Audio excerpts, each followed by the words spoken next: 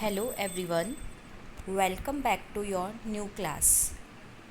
Our today's topic is valency. तो valency क्या होती है उसको हम अलग अलग तरीके से डिफ़ाइन कर सकते हैं। जैसे किसी भी एटम की, एलिमेंट की दूसरे एटम एलिमेंट के साथ जो कंबाइनिंग कैपेसिटी है उसे हम क्या बोलते हैं, वैलेंसी। इसके अलावा हम क्या बोल सकते हैं, कोई भी एलिमेंट जितने इलेक्ट्रॉन्स को गेन करता है और लूज़ करता है, ठीक है, अपने ऑक्टेट को कंप्लीट करने के लिए। ऑक्टेट को कंप्लीट मतलब अपने जो आउटर मोस्ट शेल है उसमें 8 इलेक्ट्रॉन्स करने के लिए जितने इलेक्ट्रॉन्स को गेन करता है और डोनेट करता है उसे हम क्या बोलते हैं, वैलेंसी। नेक्स्ट डेफिनेशन क्या दे सकते हो, आउटर मोस्ट शेल में जितने इलेक्ट्रॉन्स प्रेजेंट है वो भी क्या होती है, वैलेंसी। ठीक है, तो हम इस तरीके से वैलेंसी को डिफ़ाइन कर सकते हैं। अब मेनली अगर हम बात करें वैलेंसी की, तो एस और पी ब्लॉक के जो एलिमेंट्स होते हैं उनके लिए हम वैलेंसी को देखें तो देखना, एस ब्लॉक एलिमेंट में आपका फर्स्ट ग्रुप आएगा, सेकंड ग्रुप आएगा, और 13 से 18 तक कौन से एलिमेंट्स आ जाएंगे, पी ब्लॉक के एलिमेंट्स आ जाएंगे। तो इनकी जो वैलेंसी है, फर्स्ट ग्रुप की 1 होती है, सेकंड ग्रुप की 2 होती है, ये अपने 10th क्लास में भी पढ़ी है। फिर इधर जाने पर इंक्रीज़ होती जाती है। लेकिन देखो, मोस्ट प्रोमिनेंट वैलेंसी कौन सी है, जो मैंने ये सर्कल करके बना रखी है, क्योंकि फर्स्ट ग्रुप के पास कितने इलेक्ट्रॉन होते हैं, आउटर मोस्ट शेल में 1 इलेक्ट्रॉन होता है, और ये अपने 1 इलेक्ट्रॉन को डोनेट करके नोबल गैस जैसा कॉन्फ़िगरेशन गेन कर लेता है, मतलब आउटर मोस्ट शेल में 8 इलेक्ट्रॉन्स को गेन कर लेता है। तो ये 1 इलेक्ट्रॉन होता है, सेकंड में 2 इलेक्ट्रॉन होते हैं, थर्ड में 3 इलेक्ट्रॉन होते हैं, फोर्थ में 4 इलेक्ट्रॉन होते हैं। फिर उसके बाद देखो, इसके पास 5 होते हैं, इसके पास 6 होते हैं, इसके पास 7 होते हैं और इसके पास 8 होते हैं। ये इनके आउटर मोस्ट शेल में प्रेजेंट इलेक्ट्रॉन है। लेकिन यहाँ पे जो 15 ग्रुप वाला है, ये अपने 5 इलेक्ट्रॉन्स जो है उनको डोनेट करने के बजाय क्या करना चाहता है, 3 इलेक्ट्रॉन को इजीली गेन करना चाहता है, क्योंकि 3 इलेक्ट्रॉन तो इजीली गेन कर पाएगा, 5 इलेक्ट्रॉन डोनेट नहीं कर पाएगा। ऐसे ही यहाँ पे ये 2 इलेक्ट्रॉन को इजीली गेन करेगा, यहाँ पे ये 1 इलेक्ट्रॉन को इजीली गेन करेगा, और यहाँ पे 8 है ही, तो ये ना गेन करेगा ना लूज़ करेगा, तो इसकी वैलेंसी कितनी होती है, 0 होती है। तो आप देखोगे कि आप जब लेफ़्ट टू राइट मूव करते हो तो आपकी वैलेंसी पहले 1 to 4 तक इंक्रीज़ होती जाती है और उसके बाद 3 to 0 तक डिक्रीज़ होती जाती है। और वैलेंसी को हम कैसे और निकाल सकते हैं वो, और देखो 8 माइनस एन, ये हमारे पास फॉर्मूला है। एन यहाँ पे क्या है, number of valence shell electrons. ठीक है, तो जैसे हमारे पास ये वाला ग्रुप है, 17 ग्रुप है, इसके वैलेंस शेल में कितने इलेक्ट्रॉन है, 7 इलेक्ट्रॉन्स है। तो हम क्या कर देंगे, 8 माइनस 7, तो इसकी वैलेंसी कितनी आ गई, 1 आ गई। यहाँ पे 6 है, तो हम क्या कर देंगे, 8 माइनस 6, तो वैलेंसी कितनी आ गई, 2 आ गई। ठीक है, तो इस तरीके से हम क्या कर सकते हैं, वैलेंसी को कैलकुलेट कर सकते हैं। अब हमारे पास एक टर्म आता है ऑक्सीडेशन स्टेट। देखो, वैलेंसी जो है उसको हम किसी साइन के साथ रिप्रेजेंट नहीं करते कि प्लस का साइन, माइनस का साइन, ऐसे। वैलेंसी एक इंटीजर वैल्यू होती है, एक नंबर होता है, 1 2 3 4 5 0, इस तरीके से। लेकिन ऑक्सीडेशन स्टेट जो है उसको हम रिप्रेजेंट करते हैं साइन के साथ में। जैसे मैं यहाँ पे बोलूँ आपको कि हमारे पास है OF2, ठीक है, एक हमारे पास है Na2O। तो आप देखो, फ्लोरीन जो है उसके ऊपर -1 चार्ज है, क्योंकि फ्लोरीन की इलेक्ट्रोनेगेटिविटी सबसे ज़्यादा होती है। पढ़ा था ना FON, तो ये फ्लोरीन की इलेक्ट्रोनेगेटिविटी सबसे ज़्यादा है। तो इसके ऊपर तो कौन सा चार्ज आता है, इसकी जो वैलेंसी होती है वो 1 होती है ना, तो इस पर -1 चार्ज आएगा। तो यहाँ पे जो ऑक्सीजन है उस पर कितना चार्ज आएगा, +2 चार्ज आएगा। ये तो पता है ना, कोई भी कंपाउंड बनता है तो उसके अंदर एक एनायन होता है और एक कैटायन होता है। लेकिन यहाँ देखो क्या होगा, सोडियम जो है वो मेटल है, तो सोडियम की वैलेंसी कितनी है, 1 होती है। लेकिन अगर हम चार्ज के साथ रिप्रेजेंट करें तो ये +1, तो ये 2 है, तो इस पर कितना आएगा, -2।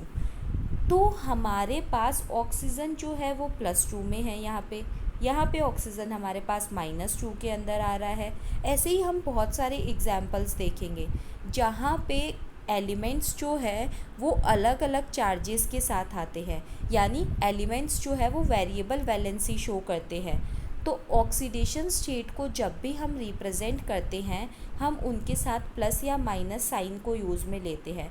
तो ऑक्सीडेशन स्टेट हम क्या बोल सकते हैं, oxidation state can be defined as the charge acquired by its on the bonds of on the charge of electronegative consideration from other atoms compound। देखो ये क्या बोल रहा है, उसको सुनो कि ऑक्सीडेशन स्टेट को हम कैसे डिफाइन कर सकते हैं। कोई भी एटम जो है उसके थ्रू, पहली चीज़ तो ये ऑक्सीडेशन स्टेट को जब भी हम डिफ़ाइन करेंगे तो हम इलेक्ट्रोनेगेटिविटी के बेसिस पर डिफ़ाइन करेंगे। जिसकी इलेक्ट्रोनेगेटिविटी ज़्यादा होगी वो नेगेटिव होगा, जिसकी इलेक्ट्रोनेगेटिविटी कम होगी वो पॉजिटिव होगा।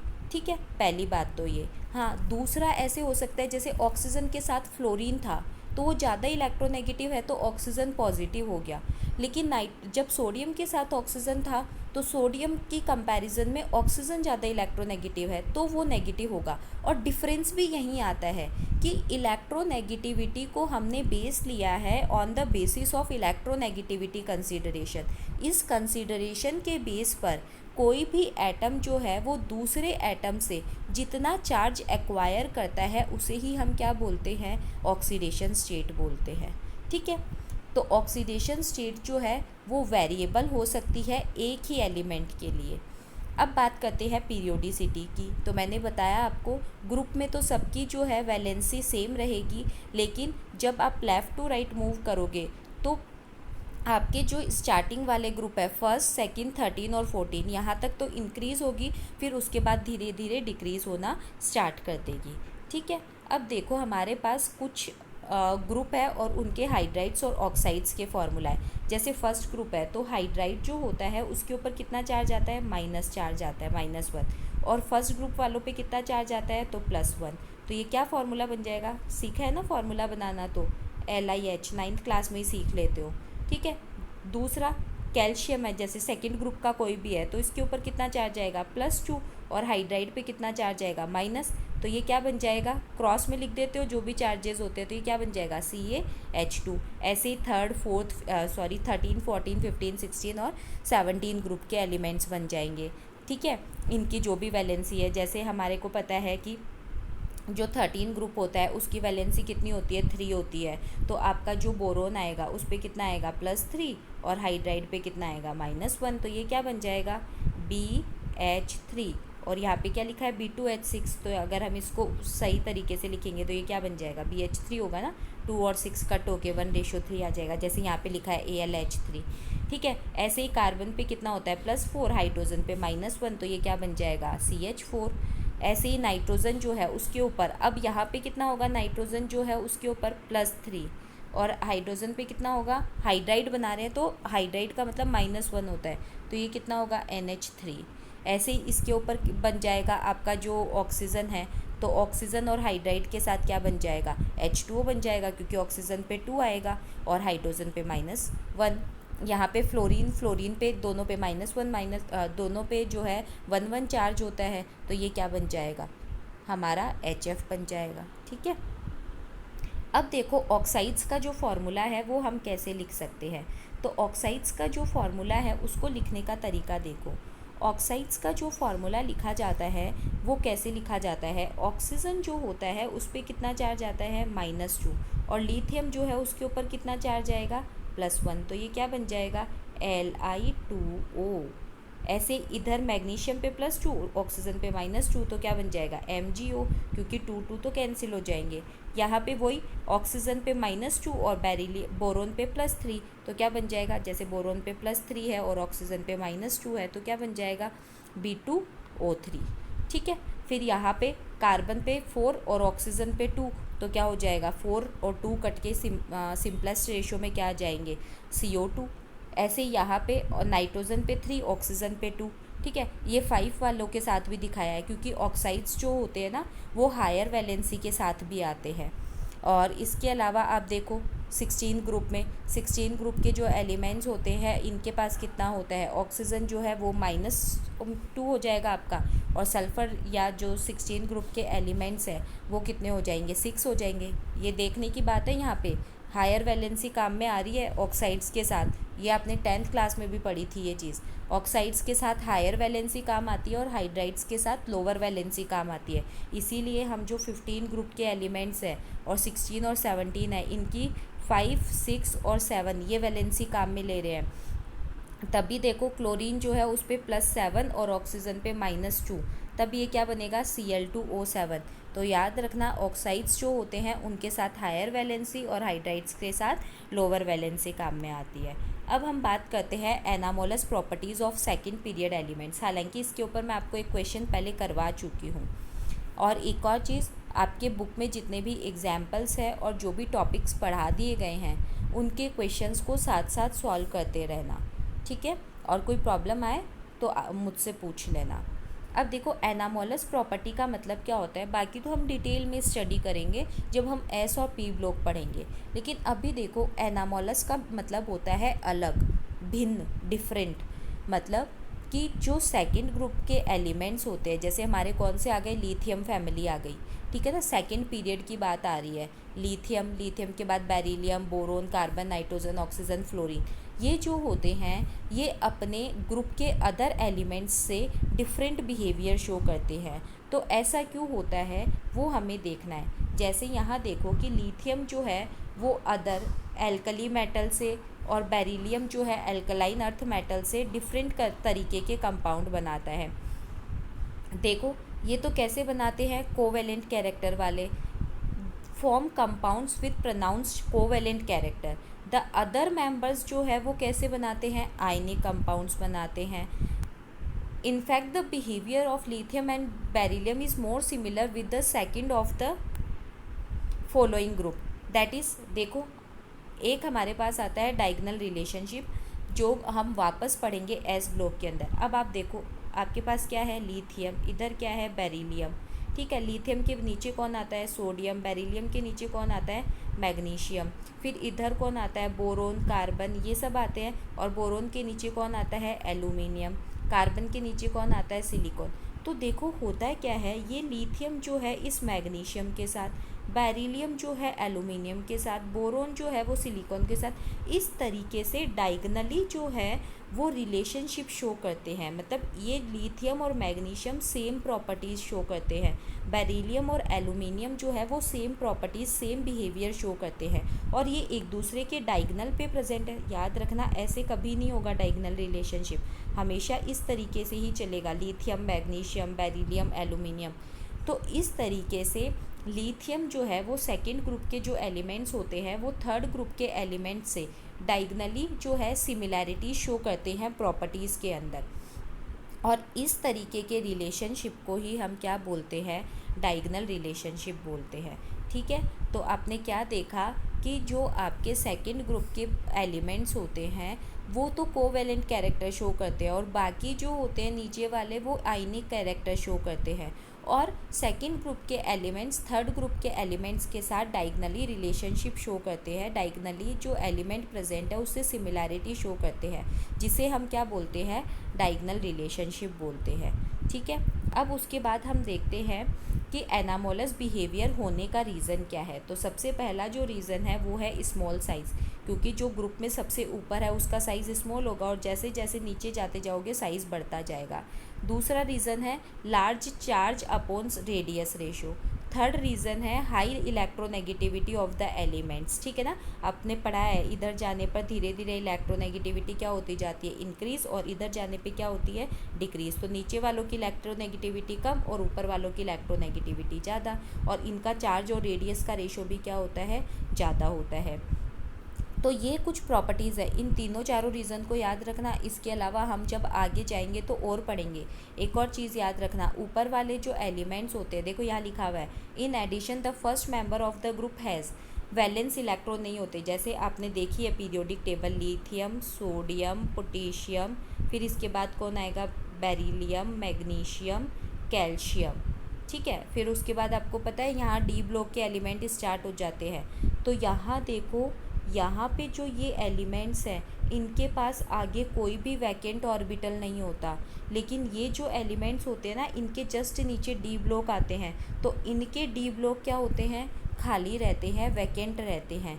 तो इनके पास वैकेंट डी ऑर्बिटल्स की प्रेजेंस होने की वजह से भी ये एनामोलस बिहेवियर शो करते हैं।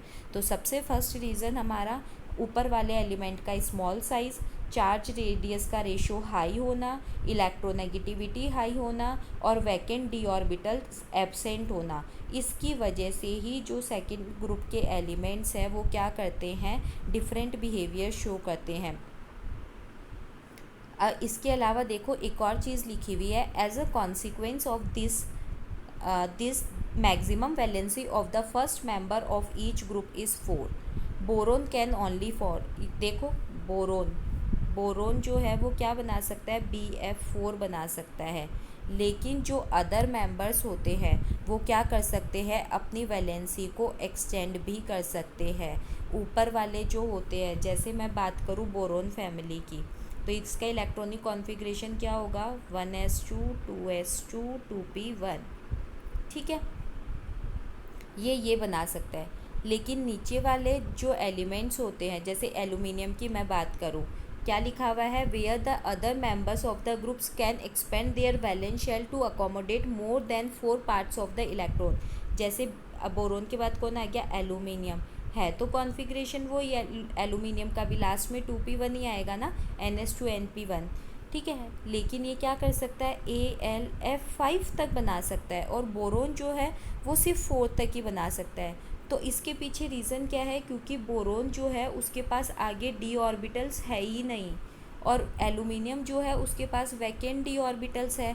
तो ये अपनी वैलेंसी को क्या कर सकता है, एक्सटेंड कर सकता है, मतलब अपने इलेक्ट्रॉन्स को किस में दे सकता है, ये वैकेंट डी ऑर्बिटल्स में दे सकता है। और इसके पास डी है ही नहीं, तो ये अपने इलेक्ट्रॉन्स किसको देगा, किसी को नहीं दे सकता। इसलिए ये तो क्या बनाता है, BF4 माइनस बनाता है, और जो एल्यूमिनियम या नीचे वाले एलिमेंट्स हैं वो अपनी वैलेंसी को एक्सटेंड कर सकते हैं।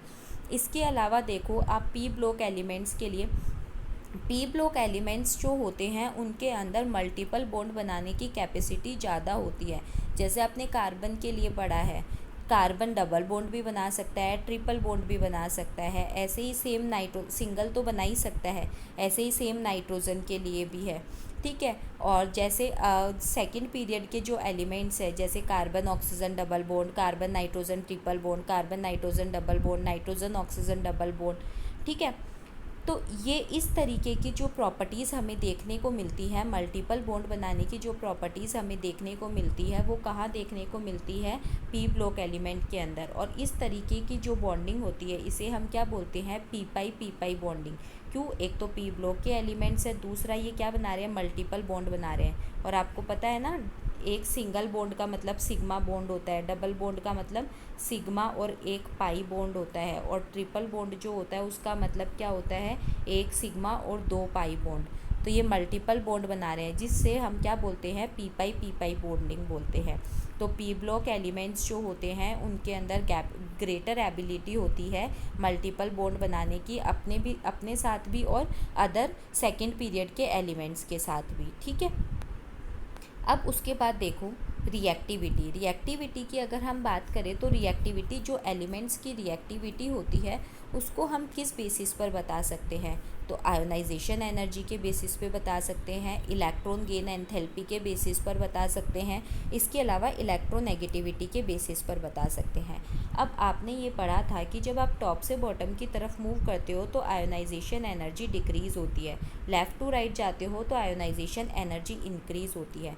डिक्रीज़ होने का मतलब इलेक्ट्रॉन जो है वो इजीली निकल रहा है, और जितना इजीली इलेक्ट्रॉन निकल जाएगा रिएक्टिविटी क्या होगी, उतनी ही हाई होगी, क्योंकि इलेक्ट्रॉन लेगा देगा, एक्सचेंज करेगा इलेक्ट्रॉन का, तभी तो रिएक्ट कर पाएगा। तो ये इलेक्ट्रोनेगेटिविटी कम होने का मतलब है इलेक्ट्रॉन आसानी से निकल रहा है, और इलेक्ट्रॉन आसानी से निकल रहा है मतलब रिएक्टिविटी क्या है, हाई है। इसका मतलब आप बोल सकते हो ना कि टॉप से बॉटम जाने पे तो रिएक्टिविटी इंक्रीज़ होती है, और लेफ़्ट टू राइट जाने पे रिएक्टिविटी जो है वो डिक्रीज़ होती है, क्योंकि आयोनाइजेशन एनर्जी इंक्रीज़ हो रही है। तो आयोनाइजेशन एनर्जी जो है वो इंक्रीज़ होती है तो रिएक्टिविटी डिक्रीज़ होती है, और अगर वो डिक्रीज़ होती है तो रिएक्टिविटी इंक्रीज़ होती है, क्योंकि आयोनाइजेशन एनर्जी कम होने का मतलब है इलेक्ट्रॉन आसानी से निकल रहा है। तो देखो क्या लिखा हुआ है, यहाँ हमारे पास लिखा हुआ है कि लो आयोनाइजेशन एनर्जी पे रिएक्टिविटी हाई होती है और हाई आयोनाइजेशन एनर्जी पे रिएक्टिविटी लो होती है। इसका मतलब रिएक्टिविटी जो है वो आयोनाइजेशन एनर्जी के इन्वर्सली प्रोपोर्शनल है। टॉप से बॉटम मूव करने पर रिएक्टिविटी इंक्रीज होती है क्योंकि आयोनाइजेशन एनर्जी डिक्रीज होती है, और लेफ़्ट टू राइट जाने पे आयोनाइजेशन एनर्जी इंक्रीज होती है तो रिएक्टिविटी डिक्रीज होती है। और नोबल गैसेस जो है उनकी रिएक्टिविटी जो है वो बहुत ही लो होती है। क्यों? क्योंकि उनके पास तो ना इलेक्ट्रॉन लेना है ना इलेक्ट्रॉन देना है, ठीक है। और एल्कली और एल्कलाइन अर्थ मेटल्स जो होती है वो हाईली रिएक्टिव होती है क्योंकि सबसे कम आयोनाइजेशन एनर्जी उन्हीं की होती है। फिर उसके बाद तो धीरे धीरे इंक्रीज़ होने लगती है। फिर दूसरे जो रीज़न आता है वो आता है इलेक्ट्रॉन गेन एंथैल्पी के बेसिस पर। अगर एलिमेंट्स की इलेक्ट्रॉन गेन एंथैल्पी हाई होती है तो एलिमेंट्स क्या होते हैं, हाईली रिएक्टिव होते हैं। इसीलिए हैलोजन्स जो होते हैं वो हाईली रिएक्टिव होते हैं क्योंकि वो क्या करते हैं, जल्दी से एक इलेक्ट्रॉन को गेन करते हैं, और एक इलेक्ट्रॉन को गेन करने की वजह से उनकी इलेक्ट्रोनेगेटिविटी सबसे ज़्यादा हाई होती है। पढ़ा था ये इलेक्ट्रोनेगेटिविटी में आपने कि सबसे ज़्यादा नेगेटिव इलेक्ट्रोनेगेटिविटी जो होती है, इलेक्ट्रॉन गेन एंथैल्पी जो होती है वो हैलोजन्स की ही होती है क्योंकि वो इजीली एक इलेक्ट्रॉन को गेन करके अपने ऑक्टेट को पूरा कर लेते हैं, नोबल गैस कॉन्फ़िगरेशन को गेन कर लेते हैं, ठीक है। तो इलेक्ट्रॉन गेन एंथैल्पी बढ़ने पर क्या होगा, रिएक्टिविटी भी बढ़ती जाएगी। उसके बाद हम बात करें मेटेलिक और नॉन मेटेलिक कैरेक्टर, तो आप जब पीरियड के अंदर लेफ़्ट टू राइट जाओगे तो नॉन मेटेलिक नेचर बढ़ता है, और टॉप से बॉटम जाने पर मेटेलिक नेचर जो होता है वो इंक्रीज़ होता है। मेटेलिक नेचर क्यों इंक्रीज़ होगा, क्योंकि जैसे जैसे आप नीचे जा रहे हो इलेक्ट्रॉन क्या होता जा रहा है, इजीली रिमूव होता जा रहा है। और मेटल की प्रॉपर्टी तो इलेक्ट्रॉन डोनेट करने की होती है, जो जितना आसानी से इलेक्ट्रॉन डोनेट कर देगा उसकी आयोनाइजेशन एनर्जी उतनी ही कम और वो उतनी ही अच्छी मेटल होगी। तो टॉप से बॉटम आयोनाइजेशन एनर्जी कम होती है, मतलब इलेक्ट्रॉन आसानी से निकल जाता है, इसका मतलब मेटेलिक नेचर इंक्रीज़ होता जाता है। और जब आप पीरियड के अंदर जाते हो तो आयोनाइजेशन एनर्जी जो है वो इंक्रीज़ होती जाती है, तो नॉन मेटेलिक नेचर या ये बोल सकते हो मेटेलिक नेचर कम होता जाता है और नॉन मेटेलिक नेचर क्या होता जाता है, इंक्रीज़ होता जाता है। फिर उसके बाद हम बात करें बेसिक नेचर की, कि जो हमारे ऑक्साइड्स बनते हैं वो एसिडिक होते हैं या बेसिक होते हैं। तो देखो, हम जब लेफ़्ट टू राइट मूव करते हैं पीरियड के अंदर तो एसिडिक नेचर ऑक्साइड्स का इंक्रीज़ होता है। इसको हम एक्सप्लेन करते हैं इलेक्ट्रोनेगेटिविटी के बेसिस पर, क्योंकि हम जब इधर जाएंगे तो इलेक्ट्रोनेगेटिविटी क्या हो रही है, इंक्रीज़। इधर जाने पे इलेक्ट्रोनेगेटिविटी क्या हो रही है, डिक्रीज़। तो इलेक्ट्रोनेगेटिविटी इंक्रीज़ हो रही है तो एसिडिक नेचर भी क्या होगा, इंक्रीज़ होगा, ठीक है। और एसिडिक नेचर अगर हमारा इंक्रीज़ हो रहा है तो इधर जो पीरियड में सबसे इधर वाला जो एलिमेंट है, सबसे राइट हैंड साइड वाला एलिमेंट है, वो तो क्या होगा, स्ट्रॉन्ग एसिड होगा, और इधर वाला जो ऑक्साइड है वो क्या होगा, स्ट्रॉन्ग बेस होगा। तो देखो आप, हमारे पास जैसे sodium, magnesium, aluminium, silicon, phosphorus, sulphur और ये क्लोरीन आ गया, यानी हम कहाँ जा रहे हैं, पीरियड में लेफ़्ट टू राइट जा रहे हैं। तो जब हम इस तरफ जा रहे हैं तो इलेक्ट्रोनेगेटिविटी बढ़ रही है, तो ये स्ट्रॉन्ग एसिड हो गया और ये इधर वाला स्ट्रॉन्ग बेस हो गया। फिर इसके बाद हम देखें इधर इनकी बात करें तो ये थोड़े थोड़े कम एसिडिक होंगे और ये थोड़ा कम बेसिक होगा, और बीच वाले जो हैं वो हम क्या बोल सकते हैं, एम्फोटेरिक होंगे।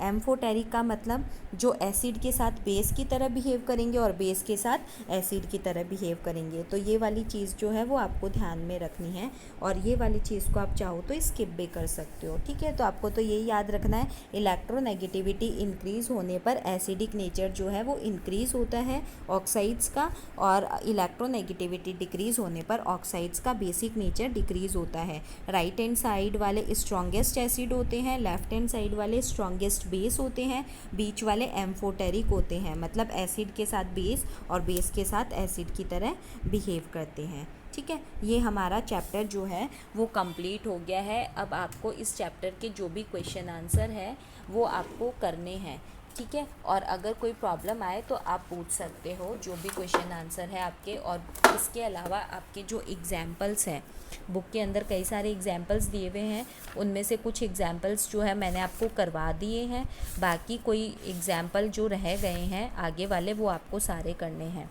इसके अलावा आप देख लो क्वेश्चंस आपको कौन कौन से करने हैं, first, second, fifth, sixth, seven, eighth, 12, 15, 16, 17, 19, 20, 21, 23, 24, 27, 28, 29, 30, 31, 32, 33, 34, 35, 36, 37, 38, 39 और 40 जो मैंने बोले हैं वो क्वेश्चंस आपको करने हैं।